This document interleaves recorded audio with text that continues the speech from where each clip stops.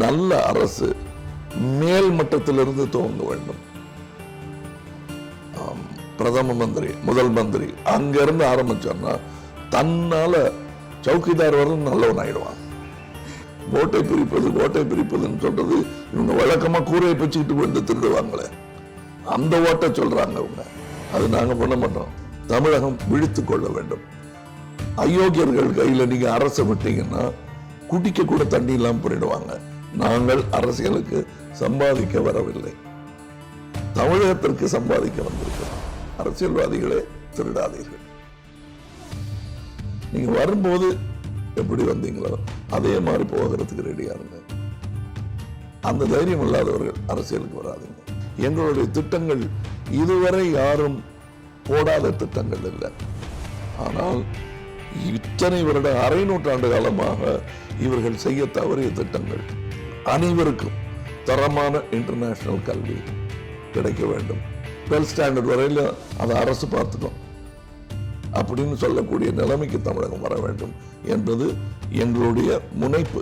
கனவுலாம் சொல்ல மாட்டேன். இல்லை நீ போகலான்னு யார் பர்மிஷன் கொடுக்கணும்? மக்கள் தானே, அவங்க கொடுத்துட்டாங்க. இனி யாருக்காகவும் நான் காத்திருக்க கூடாது. என காலம் நல்லவர்கள் யார் என்பதை தெளிவாக அடையாளம் காட்டும். அப்பொழுது எங்களை தூற்றியவர்கள் ஒன்று மன்னிப்பு கேட்பார்கள், இல்லையேல் எங்களுடன் சேருவார்கள். விதை நாங்க போட்டது, அந்த சந்தோஷம் ஒவ்வொரு தலைமுறைக்கும் இருக்க வேண்டும். அந்த விதையை நாங்கள் தூவுகிறோம். அதனால் நீங்களும் அந்த விவசாயத்தில் பங்கெடுக்க வேண்டும்.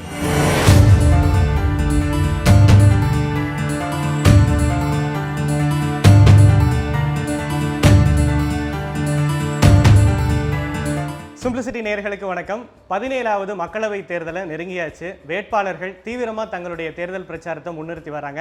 நட்சத்திர பேச்சாளர்களும் கட்சி தலைவர்களும் தங்களுடைய வேட்பாளர்களுக்காக தீவிரமாக தேர்தல் பிரச்சாரம் செஞ்சு வராங்க. இந்த நிலையில் கோவை, பொள்ளாச்சி, திருப்பூர் மக்களவை தொகுதிகளில் தங்களுடைய மக்கள் நீதி மய்யம் கட்சி வேட்பாளர்களுக்காக பிரச்சாரம் செய்து வரும் மக்கள் நீதி மய்யம் கட்சியின் தலைவர் திரு கமலஹாசன் அவரை தான் சந்திக்க போகிறோம்.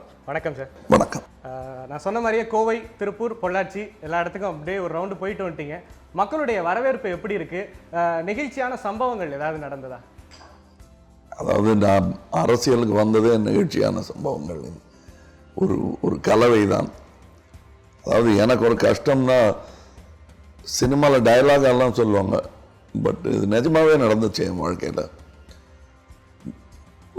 ஒரு வீடு, இப்போ நம்ம அமர்ந்திருக்கிற ரூம் மாதிரி இன்னும் 2 ரூம் இருக்கும். அவ்வளோ பெரிய வீடு தான் அது.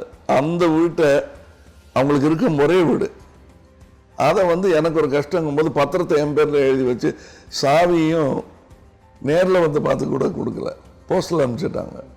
இந்த மாதிரி பல பேர் அனுப்பிச்சிருந்தாங்க. அப்போவே என்னுடைய மனது திரும்பி விட்டது. அந்த மாதிரி நெகிழ்ச்சியான சம்பவங்கள் தான் என்னை இந்த பாதைக்கு உந்தி தள்ளியது. அதாவது எஞ்சிய வாழ்க்கைன்னு சொல்கிறது எனக்கு ஒரு விதத்தில் ஒரு கஞ்சத்தனமாக கூட இருக்கு. ஏர்லியாகவே வந்திருக்கணுங்கிற ஒரு குற்ற உணர்வு என்னை தாக்கி கொண்டு இருக்கிறது. ஸோ எஞ்சிய வாழ்க்கை தான் இப்போ இருக்குது, அதுக்கு மேலே எங்கிட்ட இல்லைங்க. எப்படி பணமும் எங்ககிட்ட நேர்மையாக சம்பாதிச்ச பணங்கிறதுனால ஓரளவுக்கு தான் இருக்கும். மோடின்னா நான் நீரவ் மோடியை சொல்கிறேன். நீரவ் மோடிகிட்ட இருக்கிற பணம்லாம் என்கிட்ட இருக்காது. அதனால் அந்த இதெல்லாம் இல்லாமல் அதைவிட பெரிய சொத்தை மூலதனமாக வைத்து நாங்கள் ஆரம்பித்திருக்கிறோம். அந்த 2 ப்ராப்பர்ட்டிஸ் என்னன்னா, நேர்மை, மக்களின் வரவேற்பு. அது நாங்கள் போகிற இடத்துல எல்லாம் இருக்கிறது. பொதுவாக ஒரு நடிகர் ஒரு பொது இடத்துக்கு வர்றாங்க அப்படின்னாலே, நட்சத்திர நடிகர்கள் வரும்போது கண்டிப்பாக அந்த இடத்துல க்ரௌட் இருக்கும். இப்போ நீங்கள் தொடர்ந்து தமிழகம் முழுவதும் பிரச்சாரம் செய்து வரீங்க. சமீபத்தில் நீங்கள் கோவையில் மேற்கொண்ட பிரச்சாரத்தில் கூட பயங்கரமான கூட்டம், மிகப்பெரிய அளவு கூட்டம் வந்தது. நான் பர்சனலாக கேட்கணும்னு ஆசைப்பட்றேன், இந்த கூட்டத்தில் எத்தனை சதவீதம் நடிகர் கமலஹாசனை பார்க்க வந்திருப்பாங்க? எத்தனை சதவீதம் பேர் மக்கள் நீதி மய்யம் கட்சியினுடைய கொள்கைகளால் ஈர்க்கப்பட்டு வந்திருப்பாங்கன்னு நீங்கள் கணிக்கிறீங்க? நடிகர் கமலஹாசனை பார்க்கறதுக்கு அவங்க காசை விட்டு இருந்தாங்கன்னா ஏசி ரூமில் உட்காந்து பார்க்கலாம். என்ன, இட்ஸ் அவைலபிள். அதை அவங்க 200 சொச்சம் வாட்டி பார்த்துருக்காங்க. அது மட்டும் இல்லை தோலும் சதவீதமாக பார்க்கணுங்க அப்படின்னு ஆசைப்பட்டிருந்தா கடந்த 1 வருஷமாக அது அவங்களுக்கு அவைலபிள். காசுக்காக இல்லை, அட்வர்டைஸ்மெண்ட்டுக்காக இல்லை, எந்த ஒப்பனையும் இல்லாமல் நானாக தமிழகமெங்கும் தெரிந்து வருகிறேன். இந்நேரம் அந்த புதுமை அந்த இதெல்லாம் அழுத்து போயிருக்கணும் அவங்களுக்கு. ஆனால் அதற்கு மாறாக இன்னைக்கு வெயிலில் வேலைக்காக போகிறவங்களே அவ்வளோ நேரம் நிற்க மாட்டாங்க. அவங்க நின்றுட்டு இருக்கிறத பார்க்கும்போது ஊத்துது அவங்களுக்கு வேர்வை. அது இருவருமே ஒரு மாற்றத்திற்காகத்தான் அந்த வேர்வையும் சூட்டையும் தாங்கிட்டு இருக்கோம். நாங்கள் ஒரே அணியை சேர்ந்தவர்கள் என்பது எனக்கு புரிந்தது. அவர்களும் அதை புரிந்து வைத்துக் கொண்டுதான் அவ்வளவு நேரம் இருக்காங்க. தவிர மற்ற அரசியல்வாதிகள்லாம் எப்படி ஓட்டு கேட்குறாங்கன்னு தெரியாது. எங்களுக்குள்ள எண்ணி ஒவ்வொரு ஓட்டையும் எங்களால் பார்க்க முடியுது. கண்ணில் பார்த்து கேட்டோம்னா அவங்க எங்களுக்கு தரும் பதில் இருக்கு இல்லையா, அது ரொம்ப நாள் கழிச்சு நண்பர்கள் பார்த்துக்கிட்டா, உறவினர்கள் பார்த்துக்கிட்டா என்ன ஒரு சமிக்கை வருமோ ரயில்வே ஸ்டேஷனில், அதிகமாக மிகைப்படுத்தி காட்ட முடியாது. பட் இவ்வளோதான் செய்ய முடியும் போது முகத்தில் ஒரு மலர்ச்சி வரும் இல்லையா, அந்த மலர்ச்சியை நான் பார்க்கிறேன். நாம் வெவ்வேறு விதமான முகபாவங்களை மக்களுக்கு காட்டியவன். இந்த நேரத்தில் அவங்கள நான் பிரதிபலிக்கிறேன், அவ்வளோதான். எனக்கு இதுக்கு என்ன எக்ஸ்பிரஷன் கொடுக்கறதுன்னு தெரியல. ஸோ அவங்கள மாதிரியே நானும் என் சந்தோஷத்தை வெளிப்படுத்துகிறேன். I hope it's working. உங்களுடைய தேர்தல் பிரச்சாரங்களை பொறுத்தளவுக்கும் பொதுவாக எல்லாரையும் கவர்ந்த விஷயம் என்ன அப்படின்னா, நட்சத்திர பேச்சாளரான நீங்கள் இது வரைக்கும் அப்படி தான் நடந்திருக்கு. அவங்க தான் ஜாஸ்தி பேசுவாங்க, வேட்பாளர்கள் பின்னாடி வணக்கம் வச்சுட்டு அப்படியே பொம்மை மாதிரி நிற்பாங்க. பட் ஆனால் உங்களோட பிரச்சார கூட்டங்களில் பிரச்சார ஊர்தியப்போ நீங்கள் அவங்கள பேச வைக்கிறீங்க. இதற்கான காரணம் என்ன? அவங்க தான் பேசி ஆகணும். தொடர்ந்து இந்த உரையாடலை நடத்த போகிறவர்கள் மக்கள் நீதி மையத்தின் சார்பாக யார் பேச போகிறாங்க? எல்லா நேரமும் நான் 40 இடங்களையும் போய் பேச முடியாது. இப்போ நம்ம பிரச்சார கூட்டங்களுக்கு போவதே, பரப்புரை சொல்வதற்கே நேரம் பத்த மாட்டேங்குது. நிஜமாவே வேலை செய்கிறது எவ்ரிடே ஒரு குறைந்தபட்சம் 14 மணி நேரமாவது தேவைப்படும் ஒவ்வொரு இடத்துக்கும், பகுதிக்கும், தொகுதிக்கும். அப்போ இவங்க தான் பேசி ஆகணும். இப்போவே அந்த உரையாடலை பிரேக்கிங் த ஐஸ் மாதிரி நான் அதற்கு ஏற்பாடு செய்யும் ஒரு கருவிதான். மக்கள் நீதி மய்யம் கட்சி துவங்கி 1 வருடம் தாண்டியாச்சு. முதல் தேர்தலே நாடாளுமன்ற தேர்தலை சந்திக்கிறீங்க. இன்னுமே ஒரு கால அவகாசம் இருந்திருந்தா இன்னும் மக்களுடன் இன்னும் நெருக்கமாக இருக்கலாம் அப்படிங்கிற ஒரு எண்ணம் இருக்கா, இல்லை இதுவே சரியான தருணம் தான் நீங்கள் நினைக்கிறீங்களா? This is an opportunity. இதுதான் சரியான தருணம். இதையும் தாண்டி இன்னும் வரும்னு காத்துட்டு இருந்து யார் எனக்கு செய்தி சொல்லணும்? இல்லை நீ போகலான்னு யார் பர்மிஷன் கொடுக்கணும்? மக்கள் தானே, அவங்க கொடுத்துட்டாங்க. இனி யாருக்காகவும் நான் காத்திருக்க கூடாது. மக்கள் நீதி மய்யம் கட்சியினுடைய தேர்தல் அறிக்கை மக்கள் மத்தியில் எந்த அளவுக்கு வரவேற்பு பெற்றிருக்கு? எந்த மாதிரி விஷயங்களை மக்கள் கொண்டாடுறாங்கன்னு நீங்கள் நினைக்கிறீங்க தேர்தல் அறிக்கையில்? மக்கள் கொண்டாடிய, அரசியல்வாதிகள் கொண்டாட தவறிய விஷயங்கள் எல்லாம் எங்களுடைய தேர்தல் பிரகடனத்தில் இருக்கிறது. பெரிய கம்பசூத்திரம் என்று சொல்வார்களே, அந்த மாதிரி யாரும் செய்ய முடியாத வேலைங்கிறதுலாம் நாங்கள் முயற்சி பண்ணலை. எது செய்ய வேண்டுமோ, எது ஆதார தேவையோ அதை கூட மறந்து சுய பரிபாலனத்தில் ஈடுபட்டிருக்கும் இவர்களுக்கு நடுவில் என்ன முடியுதோ அதை எப்படியாவது உடனே செய்யணும்னு நினைக்கிறேன். நான் பிரகாசமாக தெரிவதற்கு காரணம் இதை கூட செய்யாமல் அவர்கள் இருந்திருக்கிறாங்க. எங்களுடைய திட்டங்கள் இதுவரை யாரும் போடாத திட்டங்கள் இல்லை. ஆனால் இத்தனை வருட, அரை நூற்றாண்டு காலமாக இவர்கள் செய்ய தவறிய திட்டங்கள், செய்வதாக சொல்லி ஆரம்பிக்கிற மாதிரி பாட்சா காட்டிட்டு அப்புறம் அதை அப்படியே பாதியில் போட்டுட்டு அவங்க மூட்டையை கட்டுறதுலேயே அவங்க இதுவாக இருந்தாங்க, ஆர்வமாக இருந்தாங்க. இப்போ நாங்கள் தெளிவாக என்னென்ன செய்யணும்னு, ஏன்னா இந்த திட்டங்களை எல்லாம் நாங்கள் கண்டுபிடிக்கல, மருந்து மட்டும்தான் நாங்கள், அதுவும் அறிஞர்களிடம் கேட்டு தெரிந்து கொண்டிருக்கிறோம். யாருக்கு இதை பற்றி தெரியுமோ அவர்களிடம் கேட்டு தெரிந்து அதற்கான மருந்து கிடைத்த பின்புதான் வைத்தியத்திற்கே இறங்கினோம் நாங்கள். அப்படித்தான் எங்கள் திட்டங்கள் எல்லாம் இருக்கும். அதனால்தான் எங்களால் தேதி சொல்ல முடிகிறது. 50 லட்சம் வேலையை எங்களுக்கு கொடுக்கப்பட்ட நேரத்திற்குள் என்று சொல்லும் தைரியம் இவர்களுக்கு கிடையாது. அப்படியே தைரியம் இருக்கிற மாதிரி அவங்க நடித்தா கூட செய்ய மாட்டாங்க. அது எப்படி அழுத்தி சொல்கிறீங்க? எதிர்கட்சி செய்வாங்க செய்ய மாட்டாங்கங்கிறத சொல்றதுக்கு நீங்க யாருன்னா, இத்தனை நாள் அரை நூற்றாண்டு காலமாக அனுபவித்தவன், தமிழ் குடிமகன். இவங்க சொன்ன எதையும் அவங்க நிறைவேற்றினதே கிடையாது. பொய், பித்தலாட்டம். தேர்தல் அறிக்கையில் இன்னொரு முக்கியமான விஷயம் கவர்ந்தது என்ன அப்படின்னா அக்கௌண்டபிலிட்டி. ஒரு திட்டம் மக்கள் நீதி மய்யம் கட்சி வேட்பாளர் பொறுப்புக்கு வந்து ஒரு திட்டம் செயல்படுத்தப்படுது அப்படின்னா அதில் காலதாமதம் அடைஞ்சாலோ இல்லை அந்த திட்டம் நிறைவேற்றப்படலைனாலோ அந்த மக்கள் பிரதிநிதி பதவி விலகுவார் அப்படிங்கிற ஒரு அறிக்கையை நீங்கள் விட்டுருக்கீங்க. காலதாமதம்ங்கிறது வந்து எதனால் ஏற்பட்டதுங்கிற பார்க்கணும். எங்கள் பிரதிநிதியினால் ஏற்பட்டது என்றால் அதற்கு மட்டுமே அவர் பொறுப்பார். சில சமயம் மக்களாலும் ஏற்படும். நான் வந்து 8 வழிச்சாலை சொல்லலை, அது மக்கள் விரோத செயல். மக்கள் எல்லாருமே பொது உடைமை பற்றி அக்கறை உள்ளவர்களாக இருக்க வேண்டிய அவசியம் இல்லை. ஒரு வீதியே நம்ம அகலப்படுத்தணும் போது ஒரு வீட்டுக்காரரை விட்டு கொடுக்க மாட்டேன்னு சொல்லுவார். அந்த ஒரு வீட்டுக்காரனால அங்கு நடக்க வேண்டிய முன்னேற்றம் தடைப்பட்டிருக்கும். அதுக்கும் சண்டை போடணும். அதையும் மிஞ்சித்தான் நாங்கள் கொடுத்திருக்கும் உறுதிமொழிகள். ஆனால் நம்மளும் ஃபேராக இருக்கணும். நாங்கள் இங்கே வந்தது தப்பு செய்கிறவர்கள்லாம் தண்டிக்க வந்தவர்கள் என்று எங்களை நினைத்து கொள்ளவில்லை. தப்பே வருமுன் காப்பது, தப்பே நிகழாமல் தடுப்பதற்கு என்னென்ன வழிகள் என்பதைத்தான் பார்த்திருக்கோம். அதற்கு முதல் வழி ஊழலை ஒழிப்பது. வாட்ச்மேன் கிட்ட லஞ்சம் வாங்குற வாட்ச்மேனையும் டிராஃபிக் கான்ஸ்டபிளையும் அடிக்கிறது சினிமாவில் சரியாக வரலாம். நானே செஞ்சிருக்கேன் அது. ஆனால் நல்ல அரசு மேல் மட்டத்திலிருந்து துவங்க வேண்டும். பிரதம மந்திரி, முதல் மந்திரி அங்கிருந்து ஆரம்பிச்சோம்னா தன்னால சௌக்கிதார் வரலும் நல்லவன் ஆயிடுவான். மேல் மட்டத்திலே குழப்பம் இருந்ததுன்னா அங்க சௌக்கிதார் வரலும் சரியா இருக்க மாட்டான். வாரிசு அரசியல் குறித்து நீங்க சமீப காலத்துல பேசி வரீங்க, அதை பத்தி உங்களுடைய கருத்து என்ன? வாரிசு இருக்கணும், அது எல்லாருக்கும் ஆசை உண்டு. அது பல தொழில்கள் இருக்கலாம், அதுவும் தப்பு. இப்போ நம்ம எல்லாருமே நம்முடைய குடும்பத்தின் வாரிசுகள் தான். இப்போ நம்ம வந்து 100 கோடியை சொச்சமானது எல்லாருமே வாரிசு தான். எல்லாரும் தொழில் பண்ணிட்டு இருக்கோம். நாம் ஒரே எங்கள் அப்பாவோட ஆஃபீஸில் நானும் வக்கீலாக உட்காருவேன்னா அவர் கனவு கண்டிருப்பார். எங்கள் 2 சகோதரர்களில் ஒருத்தர் அதை செஞ்சு பார்த்தாரு அவருக்காக. நான் அதை செய்யலை, அதை அனுமதிச்சிட்டார். ஏன்னா என் திறமை அதில் இல்லைங்க.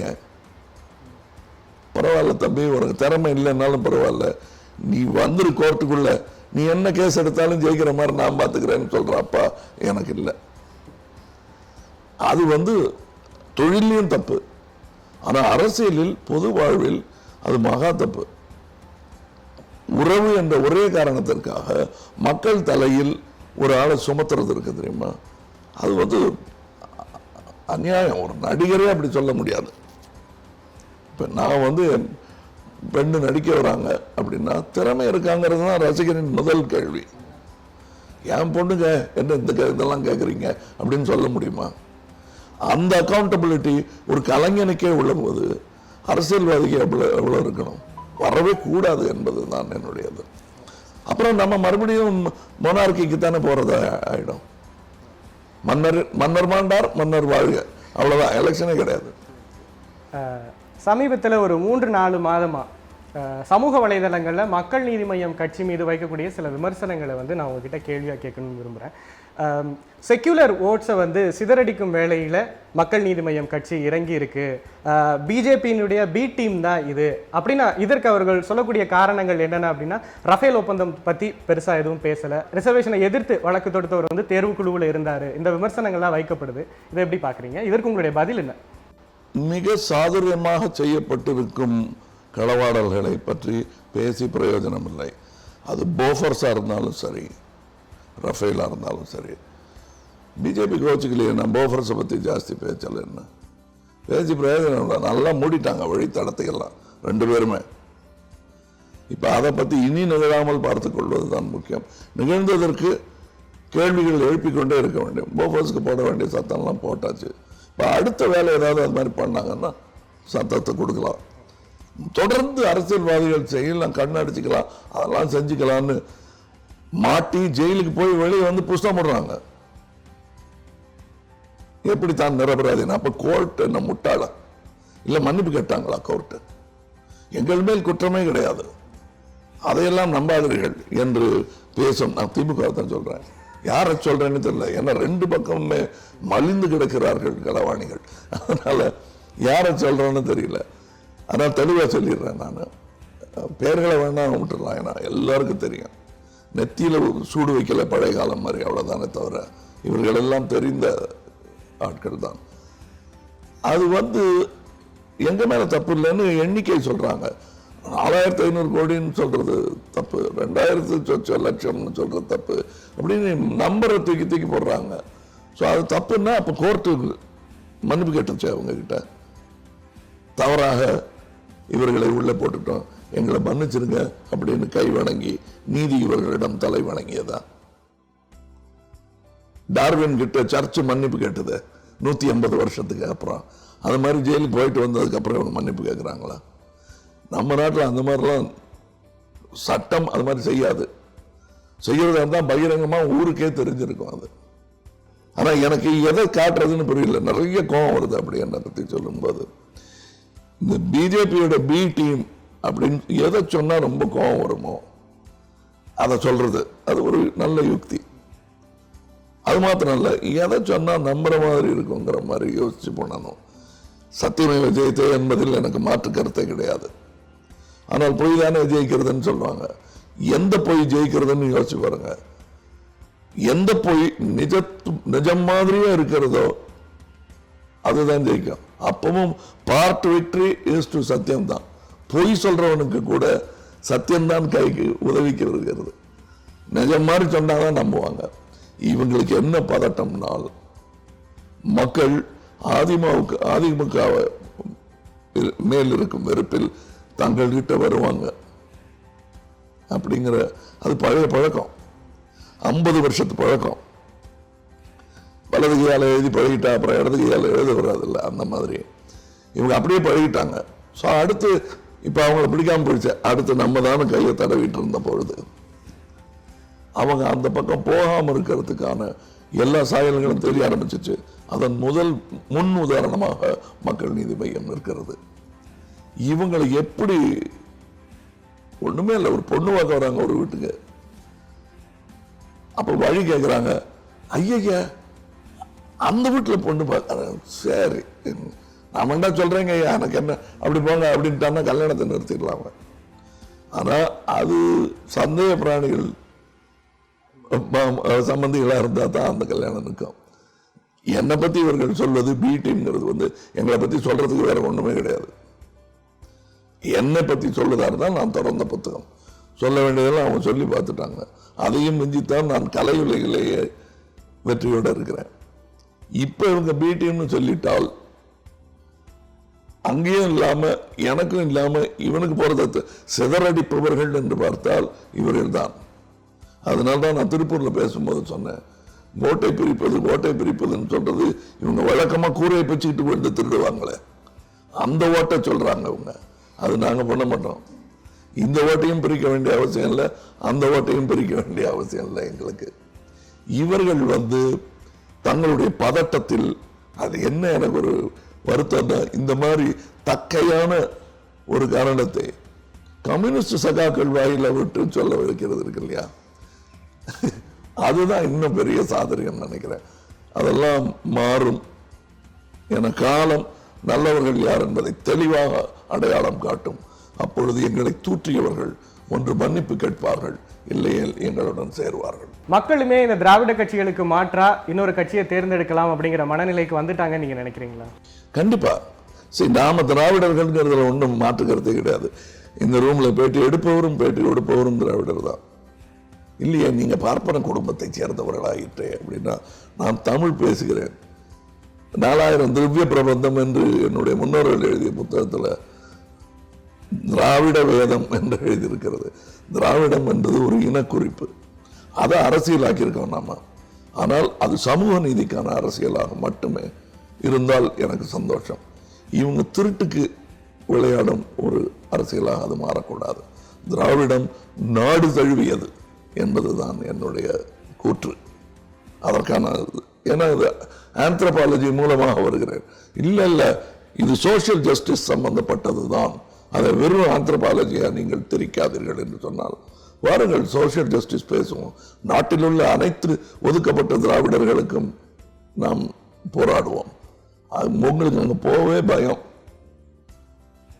ஏன்னா அதற்கான தகுதிகளை நீங்கள் வளர்த்துக் கொள்ளவில்லை. அங்க போய் பெங்காலியில் பேசினார் இல்லையா சகோதரர், பிரமாதம். அதுவே எனக்கு ஆச்சரியமா இருந்தது. ஆனா என்ன, பெங்காலிஸ் எல்லாம் அந்த பேச்சை கேட்டுட்டு அடடா தமிழ் எவ்வளவு அழகான மொழின்ட்டாங்க. இதை தவிர வேற ஒன்றும் தெரியாது நமக்கு. கோயம்புத்தூர் விஷன் 2024 அப்படிங்கிற விஷயத்தை நீங்கள் முன்னிறுத்திருக்கீங்க. நீங்கள் கோவைக்கு பலமுறை வந்திருப்பீங்க.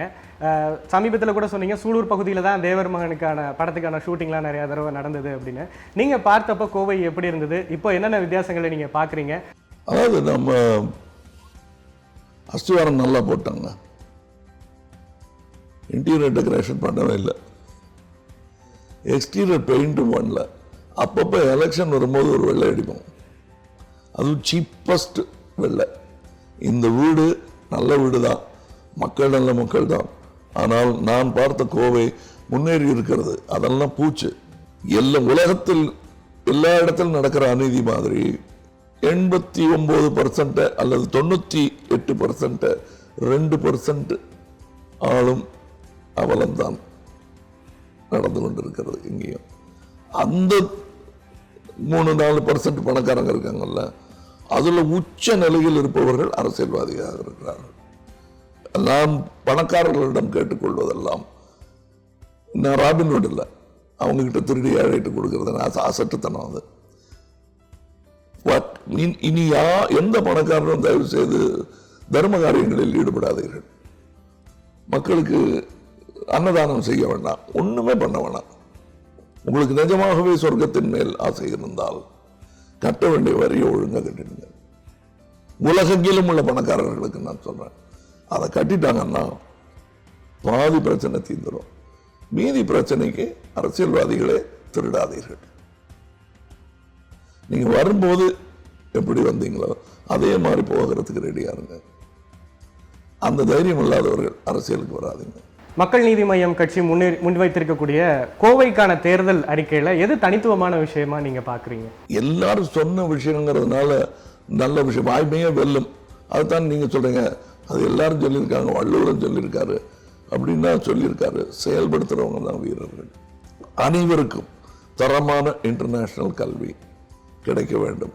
அது ஒரு 12th ஸ்டாண்டர்ட் வரையில அதை அரசு பார்த்துக்கும் அப்படின்னு சொல்லக்கூடிய நிலைமைக்கு தமிழகம் வர வேண்டும் என்பது எங்களுடைய முனைப்பு. கனவுலாம் சொல்ல மாட்டேன். நாங்கள் ஆரம்பிச்சு வச்சோம்னா அடுத்த கவர்மெண்ட்டுகளை விஞ்ச வேண்டும், எங்களை விட நல்ல கவர்மெண்ட் வர வேண்டும் என்பது எங்களுக்கு ஆசை. நாங்கள் மட்டும்தான் இருப்போம், யாரும் வரக்கூடாதுன்னு இல்லை. இந்த போட்டி நிலவலைன்னா மக்களுக்கு சாய்ஸே இருக்காது. இன்னும் சொல்ல போனா 3 சாய்ஸ் 4 சாய்ஸ் இருக்கணும் மக்களுக்கு. இது விட்டா அது, அது விட்டா அது, டெவல் இந்த டீப் சி என்று சொல்வார்களே, அந்த மாதிரி இருக்கக்கூடாது. எங்கள் இதில் வேலை வாய்ப்புகள் எல்லாரும் சொல்றாங்க, நடக்கக்கூடிய வேலை வாய்ப்புகள், கல்வி, வேலை வாய்ப்பு, சுகாதாரம், சுற்றுச்சூழல், சுகாதாரம், நீர் ஆதாரம். அது உலகத்தில் 2வது நகரமாக, தண்ணீர் இல்லா நகரம் ஆப்பிரிக்காவில் முதல் நகரம், 2வது நகரமாக ஆக போகும் நகரம் எது தெரியுமா உங்களுக்கு? கணிக்கப்பட்டிருக்கும் நகரம் பெங்களூர். பெங்களூருக்கு யாத்திரையான கால்நடையா போனாலே போயிடலாம், கொஞ்சம் நாள் ஆகும், அவ்வளவுதான், போயிடலாம். அவ்வளவு கிட்ட வந்துருச்சு இந்த பஞ்சம். தமிழகம் விழித்துக் கொள்ள வேண்டும். அயோக்கியர்கள் கையில நீங்க அரசை விட்டீங்கன்னா குடிக்க கூட தண்ணி இல்லாம பண்ணிடுவாங்க. எவ்வளவு பெரிய குற்றம் சாக்கடையை குடிநீரோட கலப்பது. அதை கலக்கிறத பார்த்துட்டு கை கட்டிட்டு நின்றுட்டு இந்த பக்கம் ஓட்டு கேட்க வர்றதும் அல்லது விழாக்கள் எடுப்பதும் எவ்வளவு பெரிய கொடூரமான செயல். அதை செஞ்சுக்கிட்டே இருக்காங்க. அதை நாங்கள் செய்ய மாட்டோம். சமீபத்தில் தேர்தல் ஆணையம் அங்கங்க ஒரு பணங்களை கைப்பற்றுது. தேர்தல் ஆணையத்தோட நடவடிக்கையை நீங்க எப்படி பாக்குறீங்க? நியாயமா இருக்குன்னு நினைக்கிறீங்களா? பணத்தை கைப்பற்றுறது நியாயம், இன்னும் நிறைய இருக்கு, அதையும் கைப்பற்றுங்க. அப்போ முழு நியாயம் செய்யப்பட்டதான் நான் நம்புவேன். இப்போ பாதி நியாயம் நடக்குது, பாதி நியாயம்னு ஒன்றுமே கிடையாது. பாதி கிணறு மாதிரி தான் அது. ஈஸி விழுந்துடும் கிணத்துக்குள்ள, அதுவும் பாழும் கிணத்துக்குள்ள. தேர்தலுக்கு இன்னும் சில நாட்கள் தான் இருக்கு. மக்கள் வாக்களிக்க தயாரா இருக்காங்க. அவங்க கிட்ட நேரடியாவே வந்து பணத்தை, வாக்குக்கு பணம் கொடுக்கும் ஒரு ட்ரெண்டும் தொடர்ந்து வந்துட்டே இருக்கு. ஒரு நடுத்தர மக்களோ இல்ல வறுமை கோட்டுக்கு கீழே இருக்கக்கூடிய மக்களோ ஒரு குறிப்பிட்ட அளவு தொகையை மறுத்தாலும் 5000 10,000ன்னு இன்னைக்கு அந்த வாக்குக்கான தொகை வந்து அதிகரிச்சுட்டே போகும்போது அவங்களும் வாங்க வேண்டிய சூழல்ல அந்த மனநிலைக்கு தள்ளப்படுறாங்க. இதை நீங்க எப்படி பாக்குறீங்க? சோகம்தான், ஒன்றும் இல்லை. இப்போ நாங்கள் காமராஜபுரத்தில் நாங்கள் மீட்டிங் வச்சுட்டு இருக்கும்போது எங்களுக்கு கூட்டத்தை பார்த்து பொறாமப்படுறதெல்லாம் பட்டு முடிச்சிட்டாங்க. சரி, இருக்கிற ரிசோர்ஸஸை வச்சு அட்ஜஸ்ட் பண்ணலான்னு ஃபென்டாஸ்டிக் கயாஸ் மேனேஜ்மெண்ட் தெரிஞ்சவங்க அவங்க எங்கள் கூட்டத்திலேருந்து ஆள் பொறுக்கிறாங்க காசு கொடுத்து. அது எங்களுக்கு செய்தி வந்துச்சு. ஆனால் என்ன, ஐயோ இப்படி கூட்டத்துக்கு ஆள் வச்சு வண்டியாக எடுத்துகிட்டு போகிறாங்கன்னு நாங்கள் போய் பார்த்த போது கூட்டம் இருந்தது. ஸோ ஒரு 2 வண்டி போச்சு எங்களுக்கு. ஆனால் ஆற்று மணல் கொள்ளையடிக்கப்படாமல் அப்படியே இருந்தது எங்கள் ஆற்று மணல். மக்கள் நீதி மையத்துக்கும் மக்கள் நீதி மைய வேட்பாளர்களுக்கும் எதற்காக ஆதரவு அளிக்க வேண்டும்? உங்கள் பிள்ளை குட்டிகளுக்காக. ஏன்னா உங்கள் வாழ்க்கையை ஒரு மாதிரி பண்ணிட்டாங்க. இதுக்கு அடுத்த தலைமுறையாவது நன்றாக இருக்க வேண்டும் என்றால் இப்பொழுது விதைக்க வேண்டும். இந்த விதை பழமாகி தோப்பாகி காடாக மாறுவதை பார்க்க நான் இருப்பேன் இருக்க மாட்டேன்னு தெரியாது. ஆனால் தேவரமான டயலாக் நீங்கள் படம் பார்க்க போகிறதுன்றதெல்லாம் சொல்கிறேன். விதை நாங்கள் போட்டது, அந்த சந்தோஷம் ஒவ்வொரு தலைமுறைக்கும் இருக்க வேண்டும். அந்த விதையை நாங்கள் தூங்குகிறோம். அதனால் நீங்களும் அந்த விவசாயத்தில் பங்கெடுக்க வேண்டும். விவசாயிகளை அவமதித்ததும் போதும், நீங்களே விவசாயிகளாக மாறுங்கள். அது பயிர் நடும் விவசாயமாகத்தான் இருக்க வேண்டும் என்றல்ல, நாளைய உயிர்களை போற்றும் விவசாயமாக இருக்க வேண்டும். நீர், கல்வி, மனிதநேயம். அதான் என்ன கேட்டாங்க, நீங்கள் போகும்போது அந்த சின்ன தம்பின்னு ஒருத்தர் இருக்காரு, அவரை பற்றி பேசுவீங்களா அப்படின்னு கேட்டாங்க. கண்டிப்பாக பேசுவேன். மேன் அனிமல் கான்ஃப்ளிக்ட் இருக்கு இல்லையா, அதை பற்றி பேசும் மக்கள் நீதி மையம். அது வெறும் 2 கொம்பு தானே, ஓட்டு இல்லையே. ஓட்டு இல்லாத எவ்வளோ பெரிய கொம்பனாக இருந்தாலும் எங்களுக்கு கவலை இல்லை அப்படின்னு நாங்கள் சொல்ல மாட்டோம். அந்த கொம்பனும் எங்களுக்கு வேணும், அந்த கொம்பு யானையும் எங்களுக்கு வேண்டும். சின்ன தம்பியிலிருந்து பெரிய அண்ணன் வரையிலும் நாங்கள் பார்க்க வேண்டிய கடமை எங்களுக்கு இருக்கு. அதை செய்வோம். அதை செய்வோம் என்பது மட்டுமில்லை, செய்து காட்டுவோம் என்பதற்கான எல்லா சாயலும் உள்ளவர்கள் நாங்கள் அரசியலுக்கு சம்பாதிக்க வரவில்லை, தமிழகத்திற்கு சம்பாதிக்க வந்திருக்கிறோம். எங்களுக்கு சொந்த செலவுக்கு வரல. நாங்கள் அதெல்லாம் எனக்கும் சரி, எங்கள் கட்சியில் இருக்கிற பல பேருக்கும் இருக்கு. இல்லாதவங்க நேர்மையை சொத்தாக மூட்டை கட்டி கொண்டு வந்திருக்கிறார்கள். அந்த மூட்டை இன்னும் நேர்மையால் தான் நிரப்புமே தவிர இவர்களை மாதிரி கருப்பு பணத்தில் நிரம்பாது. அதனால் நீங்கள் இங்கே வாக்களிக்க வேண்டும்.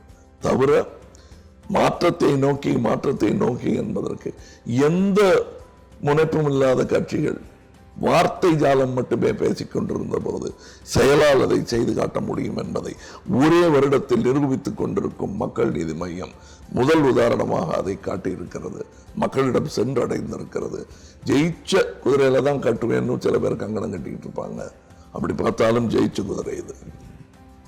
ஜெயிக்கிறதுங்கிறது எலெக்ஷன்ல மட்டும் இல்லை, மக்கள் மனதில் பெரிய இடம் பிடித்து ஜெயிச்ச குதிரை. இந்த மாதிரி குதிரை அங்க ஒன்றுமே இல்லை, எல்லாம் கழுத. நீங்க பாருங்க, அது அழுக்கு பொதி சுமக்கும் கழுதை. நான் இதே வீட்டில் உட்காந்து இந்த இடத்துல உட்காந்தான்னு சொன்னேன். ஏன் அந்த அழுக்கு பொதியை நாங்க சுமக்க மாட்டோம், நாங்க வீரர்களை சுமக்கும் குதிரைகள். நீங்க வந்து பாருங்க, ஓட்டி தான் பாருங்க. உங்களுடைய கருத்துக்களையும் நேரத்தையும் பகிர்ந்துகிட்டதுக்கு ரொம்ப நன்றி. நன்றி, வணக்கம்.